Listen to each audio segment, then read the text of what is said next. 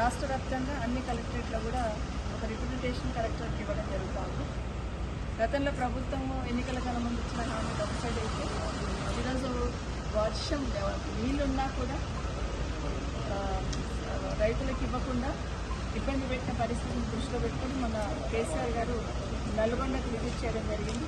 రాష్ట్ర వ్యాప్తంగా రైతుల పంటలు ఎండిపోయి బోర్లు ఎండిపోయి రైతులందరూ ఏడుస్తున్నా కూడా ఈ ప్రభుత్వము అసలు పక్క తిరిగి కూడా చూడట్లేదు. సిద్ధంగా చేసినట్టు ప్రవర్తిస్తున్నారు. ఈ ప్రభుత్వం కళ్ళు తెప్పించే విధంగా కేసీఆర్ గారు మన నల్గొండకి విజిట్ చేయడం, అక్కడ పంటలన్నీ కూడా చూసి రైతుల బాధలు విన్న తర్వాత అవకాశం ఉండి ఉన్న నీళ్ళని కూడా కనీసం రైతులకు సరఫరా చేయకుండా అంటే నిర్వహణ లోపంతో రైతుల పంటలు ఎండిపోతూ ఉంటే ప్రభుత్వం సోద్యం చూస్తూ ఉంది.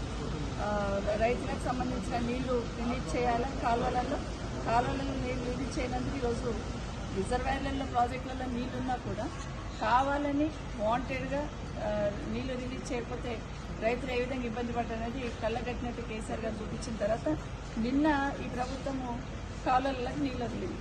అంటే ఉన్నా కూడా ఏదో ఒక రకంగా ప్రజల్ని ఇబ్బంది పెట్టాలా, లేకపోతే కేసీఆర్ గారిని బదనాం చేయాలనే ఆలోచనతో ప్రాజెక్టులను ఏదో నష్టం జరిగిందని చూపించాలనే ప్రయత్నంతో రైతులకు ఇబ్బంది చేసే పరిస్థితి ఈ కాంగ్రెస్ ప్రభుత్వం చేసింది. నిన్న దీని వాటర్ రిలీజ్ చేస్తే పొలాలకు నీళ్లు పోయినాయి. కానీ అవే వాటర్ కొంత ముందు రిలీజ్ చేస్తుంటే ఈ పంటకు రైతుల పంటలు బాగుండేవి, రైతులు నష్టపోకుండా ఉండేవాళ్ళు.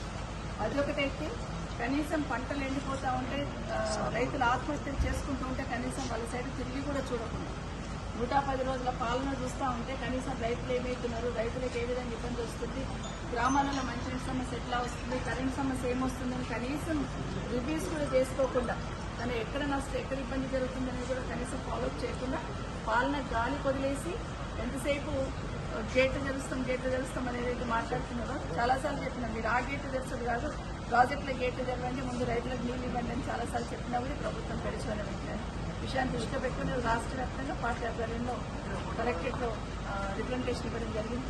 ఒకటి ప్రాజెక్టులలో నీళ్లున్నాయి, రైతులకు నీళ్లు రిలీజ్ చేయాలని ఒకటైతే, రెండవది 24 గంటల కరెంట్ ఉన్నా కూడా నిర్వహణ లోపంతో నష్టం చేస్తూ ఉన్నారు. రైతులకు పవర్ ప్రాబ్లం లేకుండా చూసుకోవాల్సిన అవసరం ఉంది. ఒకటి పంటలు ఎండిపోయి రైతులందరూ కూడా ఆత్మహత్య చేసుకున్న సందర్భంలో ఎండిన పంటకి ఎకరాకి 25,000 ఇవ్వాలని ఒకటి.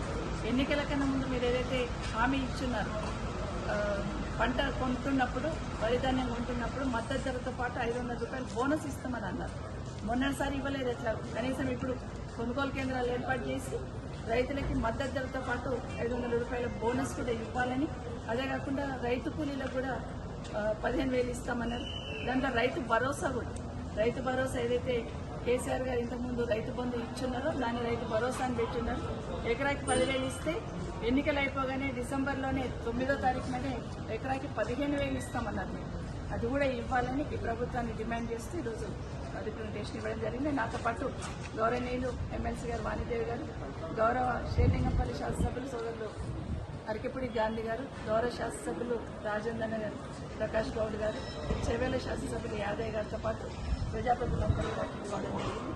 ఇప్పటికైనా ప్రభుత్వం కళ్ళు తెరిచి రైతులు లేకపోతే ఎవరమూ లేము, కాబట్టి రైతులను చూసుకోవాల్సిన బాధ్యత ఉంటుంది. ఇప్పటికైనా దేవుడు తెచ్చిన కరువంటిని ఏదో విధంగా సర్దుకుంటాం, కానీ ఈరోజు పాలకులు తెచ్చిన కరువు తీసుకొచ్చిన పాలకులే.